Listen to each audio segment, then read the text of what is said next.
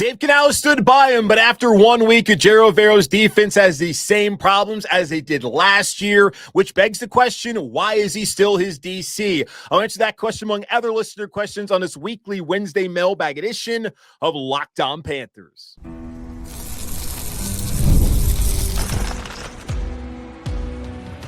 You are Locked On Panthers, your daily Carolina Panthers podcast.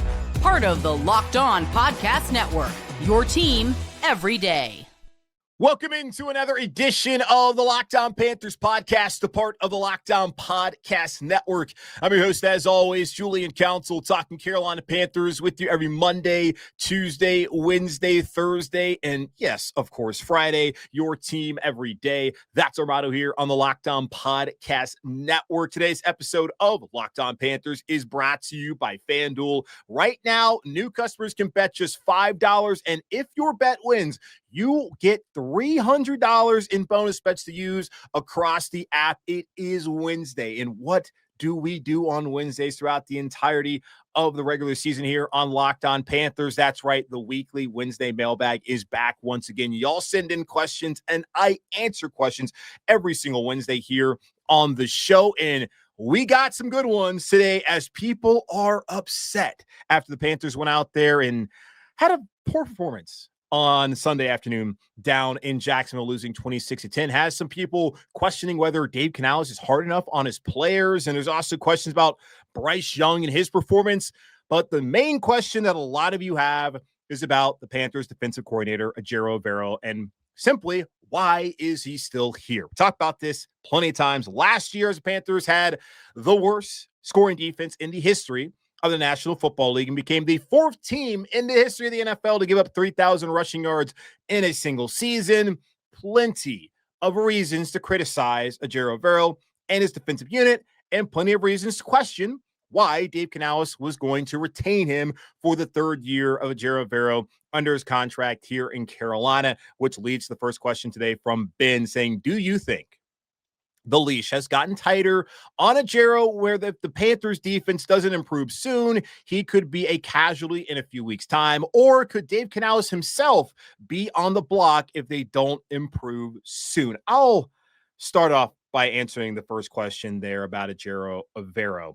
On Monday, Dave Canales had the same refrain that we heard from him time and time again last year, if you were truly paying attention.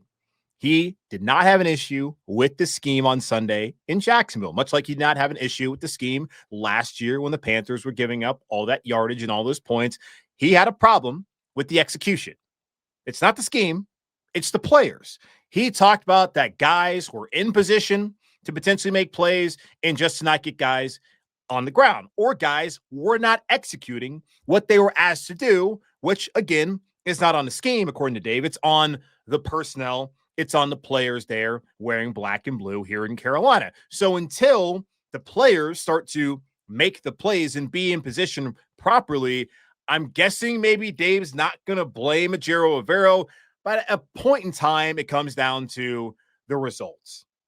And the results have shown over 2 years that Ejiro Evero has not been able to coordinate a good defense in Carolina. Matter of fact, he has coordinated one of the worst defenses in the history of the NFL, and certainly the worst defense in the history of this organization.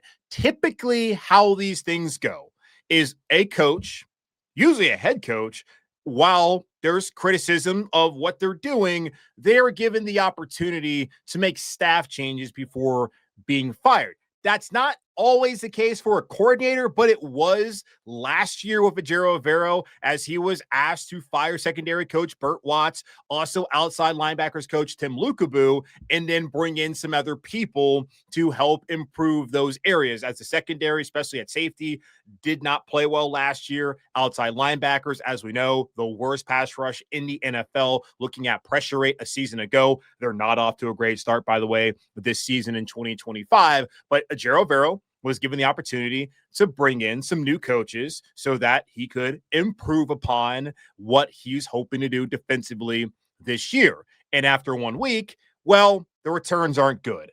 And for Dave Canales' sake, if potentially he is questioned by the owner, David Tepper, then he would be in position to then make staff changes in order to save his job and give him another year. Look at Matt Rule. He fired Joe Brady, which was pretty dirty when he did it. They had the entire bye. He waited until that Sunday before they went back to work on Monday to fire Joe Brady instead of just doing it at the very beginning of the week before they went into their bye week. So kind of a sleazy thing that Matt Rule did at that point in time. But Matt Rule was given the opportunity to fire his OC, Joe Brady, and then go out there and get a rock star OC in Ben McAdoo. And, well, we saw what happened to him. So for a lot of coaches, once you hire that coordinator, a new one, make those staff changes. If they don't work out, then you're done. They don't really give you the opportunity to go out there and make other changes. Same thing with Ejiro Evero. He's made his staff changes. And if the result continues to be what we saw on Sunday, he's not going to stick around much longer. Now, here's the thing.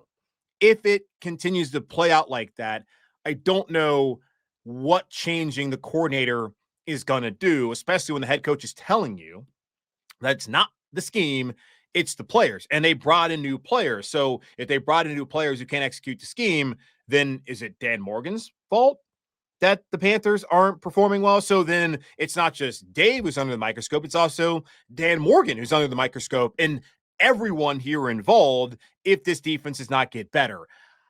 I get it, man. I do.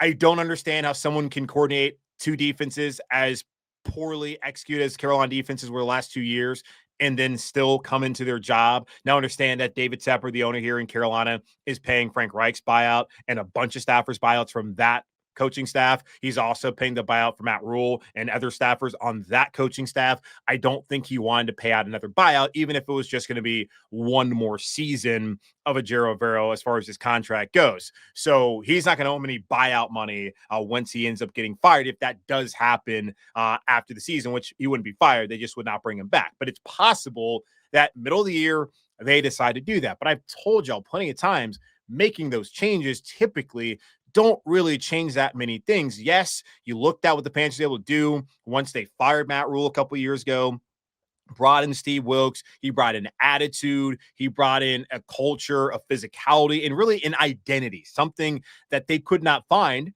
under Matt Rule, did not find under Frank Reich. And right now, I'm not sure whether they found that. It looked like at the end of last season, they were under Dave Canales, but through 1 week in 2025, we haven't seen that identity cultivated just yet and playing out there on the field. So if it continues to go this way, then Dave will have no choice but to let him go, which then will lead him to a very important hire coming up next offseason, provided that he sticks around. And I don't think that Dave Canales at all is on the hot seat. He would have, and someone asked me also this week if the Panthers don't, get to like 8 wins. And I don't know what Dave Tepper's win total that he has to see to feel good about where things are going. I don't think it should just be purely off the win total. How is Bryce Young developing? How is his team overall competing? Do they look competent?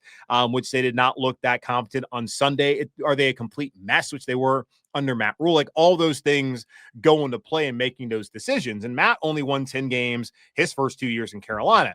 Dave has won 5 last year, hasn't won 1 yet this year, of course, only through 1 week. We'll have to wait and see. But I don't think that he's going to be on the hot seat at the end of the season. But he will certainly, if Ejiro Evero ends up not being retained as his DC, have to make the right decision when it comes to that. Now, a big sticking point about Ejiro Evero is the fact that I guess he doesn't play a lot of young guys defensively. And I can say, I guess, like that was certainly a fact on Sunday. And it's a narrative that's been put out there by Mike Kay, the Charlotte Observer, which it's not really a narrative, it's an observation, but something that there's been some pushback apparently internally about Mike putting that out there, which you guys have also seen.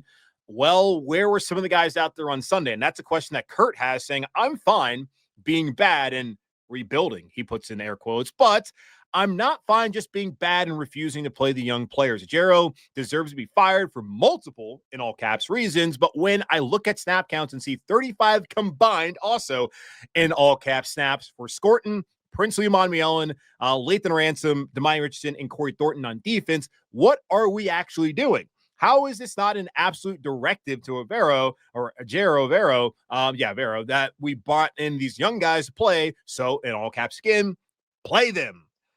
Yeah, Kurt's not happy. And this is a question that Mike actually posed on Monday. To Dave Canales, just about, okay, some of the younger guys didn't get an opportunity. Nick Scott got an opportunity. Nick Scott's a guy who has continuously been unable to make plays in the secondary, especially tackling. And we saw that on that 71-yard rush attempt where Trevon Merrick had a decision to make, either stay outside, go inside. Kind of looked like he also got washed out by that block, which is a great block by the tight end of Jacksonville. And then Nick Scott's got to make a tackle. If he does, it's a first down, but it's a 12-yard gain. Instead, it's a 71-yard gain. So that was a 59-yard difference between Nick Scott making a tackle and Jacksonville breaking it free. And, of course, later on cashing in on that drive with the touchdown by Brian Thomas Jr. on the ground. Like, that cannot continue to happen. And why is someone who had those mistakes last year, why is he still playing in that role when the Panthers drafted a safety in the 4th round, when they brought back a safety who outplayed said safety and Nick Scott and Demai Richardson a year ago? Why are those guys not getting a chance? And if you look just at the snap counts, as Kurt pointed out, looking in the secondary, J.C. Horn, Mike Jackson, they played every single snap of defense on Sunday. That's 66. And don't really have a problem with JC and Mike Jackson playing every single snap. You don't need to see Corey Thornton. Like, he doesn't need to be mentioned in that, Kurt. But Trevon Merrick and Nick Scott, like, Trevon Merrick's not coming off the field. That makes sense considering what they paid him and that he also was their leading tackler and had the best tackling grade for them, a run defense grade, rather, that is, on Sunday. But yeah, he played every single snap, and then Nick Scott played every single defensive snap. Why is that? When Lathan Ransom played 9, and then you saw Richardson go out there and play 0. He played special team snaps, but he played 0 of the defensive snaps on Sunday. And when Ransom was out there, that's when they were in dime package. So that is concerning that was what happened. And it doesn't really make a lot of sense when you have older players who did not make plays last year, continue to not make plays this year, and you have younger guys who did not get an opportunity. And I'm going to imagine, and David said it as well, they've had conversations about trying to get those guys in. It didn't happen week 1. It's only 1 week. So, of course, take a deep breath. But, of course, it's not just week 1 because you saw these things happen last year as well. I totally understand where you're coming from and what the thought process is for a lot of fans out there. Again, let it play out and let's see what's going on with all of that. But we also don't know how much longer Ejiro Evero is going to be the DC. And a lot of time you see guys who are on the hot seat, if he indeed is on the hot seat with Dave Canales, they decide that if they're going to, go out, they're going to go out their way with the guys that they trust. And apparently he trusts Nick Scott. Why? I don't know. Haven't really seen it play out on the field since he's been here in Carolina, but that's what he's doing. And in edge rusher wise, Nick Gordon only played 18 snaps. Princely Umanmielen only played 8. If you think about it, Umanmielen, somebody that they're probably not that high on against the run at this point in time. So I'm not really surprised on a day where they were really behind and gave a lot of rushing yards that he wasn't out there that much. Nick Gordon, a more all-around kind of player at this point in time at the edge rusher spot, but primarily Pat Jones II and DJ Wooden getting those snaps on Sunday. So we'll see how that evolves, but I'm guessing there's going to be more conversations had, and you'll see more of the younger guys as time moves forward. It was Ransom's first game as a rookie who got drafted in the 4th round. I don't think you should expect him to play that many snaps. Richardson not playing, that to me certainly was surprising. And then Umanmielen, Gordon, kind of same case. Not all that surprising. They didn't play that much again as rookies on the road with some veterans in front of them. But that's something that's going to need to change, especially if the vets in the room aren't making plays. All right, let's take a quick pause, and I'll come back here and answer more of your weekly Wednesday mailbag questions right here on Locked On Panthers. The NFL season is here, and FanDuel is making sure you're ready for kickoff with a can't-miss offer. Right now, new customers can bet just $5, and if your bet wins, you'll get $300 in bonus bets to use across the app. I love using FanDuel because it fits however you like to bet, player props, building a same-game parlay, or even jumping in live as the action unfolds. It makes every game more exciting. Whether you're watching your team or just keeping an eye on your fantasy lineup, it's quick, easy, and the best way to add a little bit more energy to your Sundays, your Mondays, your Thursdays, your Fridays, your Saturdays, and then eventually later on this year, your Tuesdays and Wednesdays, as the NFL is going to play every single day of the week moving forward, it seems. So Are you ready to play? Download the FanDuel app now by visiting FanDuel.com to get started. That's FanDuel.com to place your first $5 bet. When the opening whistle blows on a new repair, get your crew moving forward with Supply House. Order today and see parts on your doorstep tomorrow. Over 280,000 plumbing, HVAC, and electrical items from the most trusted brands in the business. Their real-time inventory and honest lead times keep you from punting projects, while their industry-leading customer service always has your blind side covered. Need parts fast for a project? Supply House has a next-day delivery.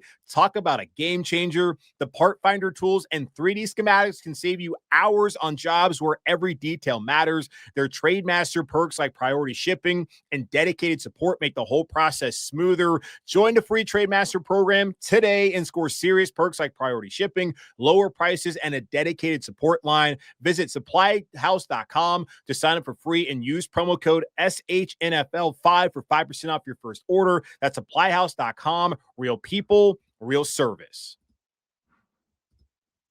Let's get back to the weekly Wednesday mailbag here on Locked On Panthers. And by the way, if you don't already know, to get questions into me, all you got to do is at me or DM me over on Twitter immediately following the game, or at me over on Blue Sky at Julian Council as well to get those questions in for next week's edition of the weekly Wednesday mailbag here on Locked On Panthers. Now, question from Penn, who says, if you, as in me, Julian Council, woke up this morning and found out the Panthers had put you in charge, what are 3 immediate changes you would make? Could be anything: scheme, play calling, personnel.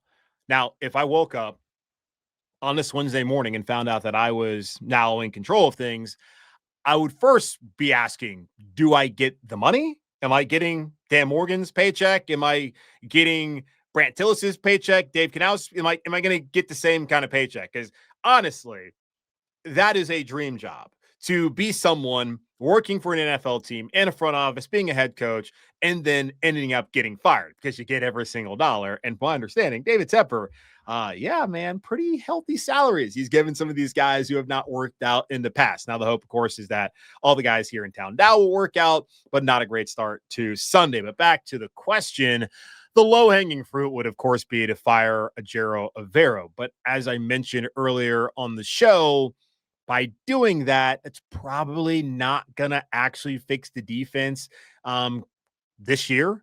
You would have to wait until next year. And then going to a 4-3 scheme, as we saw after 2018 heading in 2019, when David Tepper kind of wink, nudged Ron Rivera into going to a 3-4, because that's what they do in Pittsburgh, a championship organization. We saw how they had difficulties when they brought in guys like Gerald McCoy, who ended up getting hurt, Bruce Irvin, who also got hurt that year, and that defense really struggled. And that's a defense that had Luke Kuechly on it. That defense was one of the worst ones that they have had here in Carolina, and where the run defensive problems began, but they were good as far as pass rush. I believe they're second in the NFL in sacks that season. So I'm not changing this game. I'm not firing Ejiro Evero, but I am benching Nick Scott, because enough is enough. Let's see what Damani Richardson can do. Let's see what Lathan Ransom, who you drafted, what he can do, because clearly those guys are the future at safety alongside Trevon Merrick. That's what I would do first and foremost. Hey, Nick, appreciate you. You can still play special teams, but you're not going to start anymore for me here in Carolina. That is the first thing I would do. The second thing, and everything I have to say, is defensively. Like, if Jalen Coker was healthy, I would have another one, but he's not healthy right now. So I don't have to talk about benching Xavier Legette after what we saw on Sunday, and also just me not really being a big believer in what he can be here in Carolina long term. But the second thing I would do is trade for a linebacker. Trevin Wallace had a rough one on Sunday, and Christian Roseboom played every single snap. Wasn't that much better, but certainly if you care about PFF at all, I know there's some PFF people who are people upset about PFF. We'll talk about that momentarily. As far as Bryce Young's grade, he was okay as far as that grade goes. I look at the linebacker room, and that is an area where even with a general manager who played the position, they are not investing in it at all. When you look at the amount of money they spent on the offensive line last offseason, and just this season in general, looking at the defensive line as well, what they spent on Trevon Merrick, what they spent at corner, that is the one area where they're just like, yeah, we're going to bargain bin hunt for guys. And they drafted someone in the third round. And when you get drafted in day 2, you're supposed to start. And he had a bad game on Sunday. Doesn't mean he can't be better. I know there's plenty of people who are out on him. I know The one Kentucky Wildcat listener, Travis, is definitely not out on his boy. But I know plenty of you, I've heard from you in my DMs, are not happy with Trevin Wallace.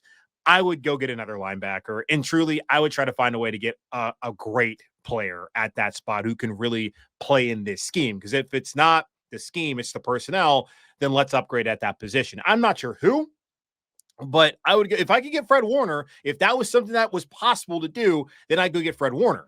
But I don't know if that would be possible. But in this hypothetical, that's who I'm going to get. Number 3, I'm getting a pass rusher. And if I could part ways with Pat Jones II and DJ Wonnum, respectfully, of course, rather, I would do that. And apparently, Jeremy Fowler of ESPN was on the radio in Dallas, and he said that Carolina inquired about Micah Parsons, which, oh my God, had that happened, I would find a way to get a Micah Parsons as if I could get him from Green Bay to come to Carolina and then have him be the tutor to Princely Umanmielen and Nick Scorton. That's great to get one of the best pass rushers in the league. So, yeah, if I could go out there and bench Nick Scott, let the young guys get an opportunity, get Fred Warner, and then find a way to convince Green Bay to take Pat Jones and DJ Wonnum and bring Micah Parsons here, I think that fixes the defense because there's your pass rush, there's your linebacker play, and there's the missed tackles being gone at the safety spot. Like, that's what I would be doing. I would be adding better personnel defensively. And I'm not trying to make excuses and say, oh, the personnel's not great and all that, but that would be what I would be doing if I woke up this morning and was in charge of the Carolina Panthers. And I'd lower ticket prices and free parking, everything free until the team starts winning. Because it's not my money. Okay, Alex, he has a question about Bryce and how he played, saying, although it's about the same feeling as last year, I feel like Bryce played way better than a lot of people give him credit for, besides the first pick, the fumble, and the turnover on downs at the 5. Bryce made a lot of throws and could have easily thrown for over 200 without those mistakes. We also had a really good third down percentage, and he had one of the higher PFF passing grades. So do you think that everyone is being a little too hard on Bryce when it clearly was a team problem? I love how Alex says that he played better than people give him credit for, besides the pick, the fumble, and turnover on downs. It's like, other than that, Mrs. Lincoln, how was the play? That's kind of the energy that he's giving. But yes, Alex, I do think that people are being a little bit harder on Bryce than maybe they need to, because yes, Bryce Young didn't lose the game. The Carolina Panthers lost the game. The defense, once again, gave up 200 yards rushing for the 7th straight game. It's not all on Bryce. There were drops in that game. There were busts in that game. It was a organizational team failure on Sunday down in Jacksonville. The problem is the way Bryce Young played was not new to us. It was awfully familiar. We have seen that Bryce Young before, and that is what the problem is with him. We know that Bryce can be great, like we saw last year in a couple of games, like against Kansas City, like against Tampa Bay and Philadelphia, and the last time out against Atlanta. We know what he can look like, but we also know he can look like this. And that is a part of the issue and the hope moving forward, that these days will not happen often moving forward. Like, it's going to happen again, because what have we seen from the show is that it's not going to happen again. But going to the PFF grade, and I saw a lot of people putting us out there on social media. I had someone DM it to me being like, is this true that Bryce has like the 9th best passing grade? It was true at that point in time. And here's the thing. If you went on PFF at all this weekend, you would have seen that as games were ending, not every team had been graded. So at that point in time, when Bryce Young and Carolina had been graded, yeah, he had the 9th best passing grade. But now that week 1 is over and that Monday Night Football has been played and every team's been graded, no, he does not have the 9th best passing grade. Actually, overall grade among quarterbacks in week 1, he has 71.1 grade, which is still pretty solid, but that was 19th among quarterbacks in the NFL. So bottom half, passing grade was a 71.8. That was 14th among quarterbacks. And it's hard, though, when you look at the game to look at those numbers and feel like they align. Now, I'm guessing that the PFF rationale there was that they credited Chuba Hubbard, Rico Dowdle, and JT Sanders, all 3 of them with drops. So when you have receivers drop the ball, that's not on the quarterback. They look at the quarterback more favorably in those scenarios. Now, the one that JT dropped, that was a tough catch to make. Rico, it was kind of behind him, got his hands on it, got to catch it. Chuba Hubbard, kind of same situation, wasn't really ready for it. All of that, and the one of Rico went into became an interception rather, and that's where they only attributed 2 of the plays that Bryce Young had that were turnovers and the turnover-worthy plays, so that inflates his grade compared to what we saw. But Pro Football Focus, as great as it is, it's just one piece of the picture, one way to tell the story. There are other stats that I honestly think are far superior than whatever their grades are. And of course, I use them on the show a lot of times because I'm a one-man band talking about the same damn topic every single day. So I need other ways to find a way to talk about this team, and I use PFF. But I'm also using other things like success rate and EPA. And looking at success rate over at Pro Football Reference, Bryce Young had a success rate of 33.3 on Sunday. That was only better than Russell Wilson at a 28.2 and Cam Ward, who had a 20.6 and was playing in his first game in the NFL with the Tennessee Titans, who are truly awful. Russell Wilson is cooked. Bryce Young, if he keeps playing this way, will also be cooked. So success rate, better indicator of play than looking at PFF. Another great indicator of play is EPA, expected points added. And our friends over at True Media had the EPA numbers for Bryce Young. He had a negative 10.84 EPA per dropback on Sunday, which ranked 29th ahead of only J.J. McCarthy, Tua Tagovailoa, Cam Ward, and Russell Wilson. We already talked about Russell and Cam. Tua, nightmare day in Miami on Sunday afternoon. J.J. was a nightmare, turned out to be an awesome debut performance for him to make Vikings fans feel really good about what they have in their quarterback after one game. That's still not a great number for Bryce, but if you look at just the per pass attempt, not just a drop back, because drop back can also be when he scrambled, but this is just his pass attempts. He had a negative 10.23 EPA per pass attempt, which ranked 32nd only behind Russell Wilson. You're probably asking, well, how's there a 32nd and then the 33rd? Like, how can anybody be behind him? Well, Zach Wilson went in that Miami game, so apparently he was ahead of Bryce Young and his 9 opportunities on Sunday. So yeah, EPA, success rate, far better stats analytically than PFF, because PFF, I don't know what their formula is. I know it's guys that go back, watch the film, and that's what they do. They grade it from there. This is the numbers. These are the computers, and Bryce Young's success rate was atrocious. His EPA was also bad. He was not good. But does he deserve all the blame from Sunday? Of course not. It's a team game, and the Panthers and Bryce Young have to be better. Are the Panther players soft? And is it Dave Canales' fault? Someone's asking. I'll answer that question here in just a moment on Locked On Panthers.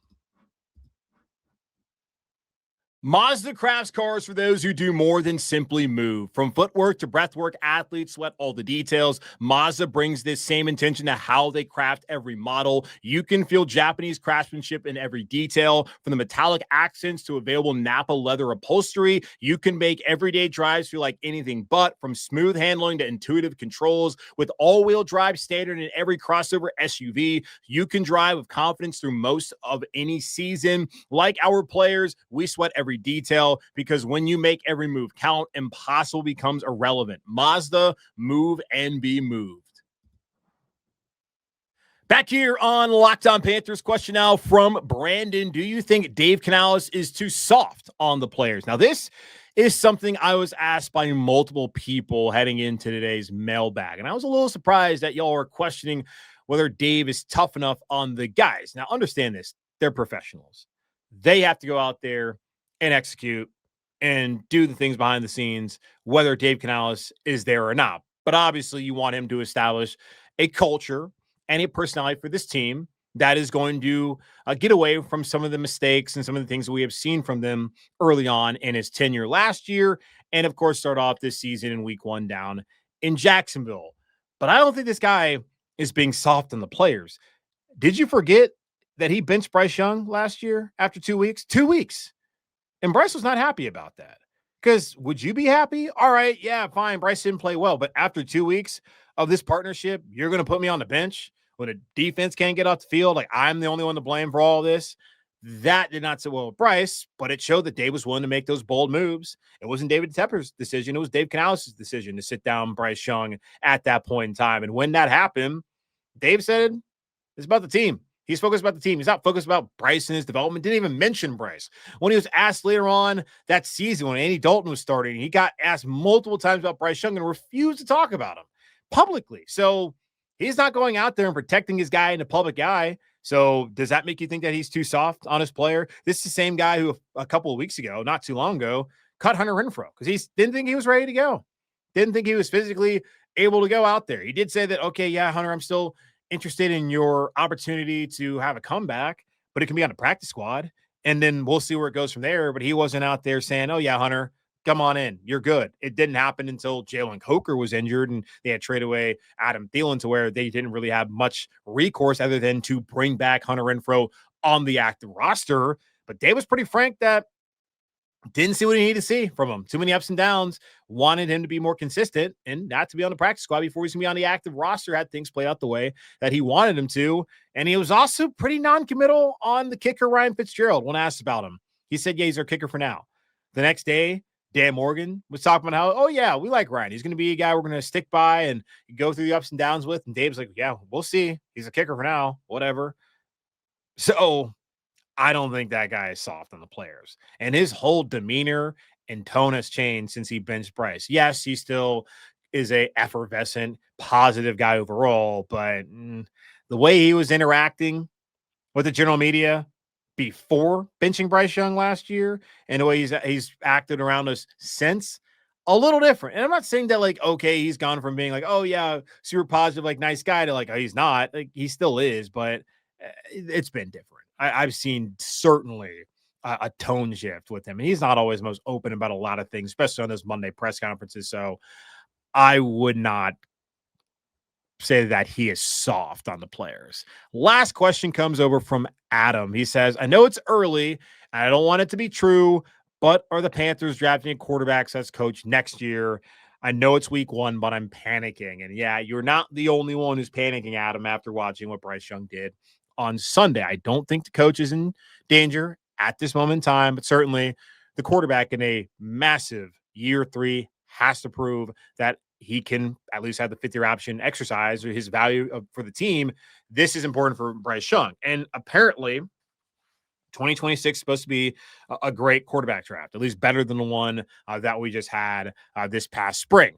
Now, Field Yates of ESPN.com put out in the preseason his mock draft, talking about the quarterbacks. He had Arch Manning going number 1 overall, had Lenore Sellers going 2nd overall, Cade Klubnik going 3rd overall. Then he had Sam Levitt from Arizona State, Drew Aller from Penn State, and Garrett Nussmeier from LSU. 6 quarterbacks he had going in the first round. I watch a lot of college. I do not watch college football with the thought process of what this guy's going to look in the NFL. I could not care less when I'm watching that during the fall. We can get back to it once that matters, but that's just not how I watch these games. But I do obviously pay attention to some of the things that people are saying about said quarterbacks and where they're going to go in the draft. And I will oftentimes kind of like be confused and roll my eyes. Arch Manning, like, I'm excited about Arch Manning. I was excited as anybody to see what he's going to do. Week 1 at Ohio State didn't look good. Had a couple good throws there, but missed plenty, and overall looked rattled. And a great job by the Buckeyes defense and Matt Patricia reluctantly having to congratulate him. And then he looked better last week against whoever they play. I think San Jose State. But has Arch Manning shown you so far that he's going to be a guy worth taking that high? I don't think so. And I've been in the camp well before his uncle, his grandpa, Archie Manning, came out and said that, no, Arch is going to come back for the other year. I felt like he was going to be at least a 2-year guy. So one of the trends now is guys who played a lot, those are the guys that you want to take. And you see the guys who had success last year's rookies, Jaden Daniels, Bo Nix, played a lot. The guys who didn't have success, Anthony Richardson, didn't play a lot in college. So I think the Manning's going to want him to go get more reps. And like, what's the rush to leave Texas? Playing with Sark, what's the rush to get to the NFL when you're already rich as far as your family? And it's not like you're not making money in college as well with NIL. Lenore Sellers, I haven't seen anything from him early on this season to feel like he's made that kind of jump to take him that high, honestly. I watched the entirety of the Virginia Tech game. I thought he was fine. The passing game is still kind of a mess there because the receivers aren't great. The offensive line is a problem. And what else is new down in Columbia with an offensive line? I need to see more. I'm going to watch the Vanderbilt game on Saturday, but I'm not sold on Sellers being a top guy. And I didn't, it's kind of crazy to me because I think he's a good player, but how good of a passer is he? And you got to pass the ball in the NFL. Cade Klubnik, I will never understand that one. I think Cade is a good enough college player. He was a disaster 2 years ago. If I was Dabo, I'd have wrung his neck when he decided to throw the ball on that 4th down against Florida State in that overtime loss. I would have absolutely killed him after the Miami game when he decided to not run the play and do his own thing, and they lost that game as well. Much better last year. But in all the big games, like against Georgia last year, Florida State and Miami, the games I mentioned earlier, South Carolina last year, where just throw the ball away and say there's a pick. He doesn't show out. Played well against SMU and against Texas, and I was impressed by the Texas game, but I haven't seen anything from Cade Klubnik, and he looked terrible against LSU. Looked scattered brain again on Saturday against Troy. I don't get it. I don't get the Klubnik thing.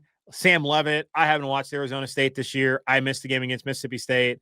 Drew Aller, I watched the first Penn State. There's nothing to take away from that. I need to see a lot from Drew Aller to really buy into him. Garrett Nussmeier, though, that's the one guy of these, I guess, what was it? Yeah, 6 quarterbacks that I would buy into at this point in time. Need to see so much more from Arch, so much more from Lenoris. There's nothing I can see from Cade at this point in time that's going to make me change my mind, I feel like. Sam Leavitt, need to see more from him. Drew Aller, especially.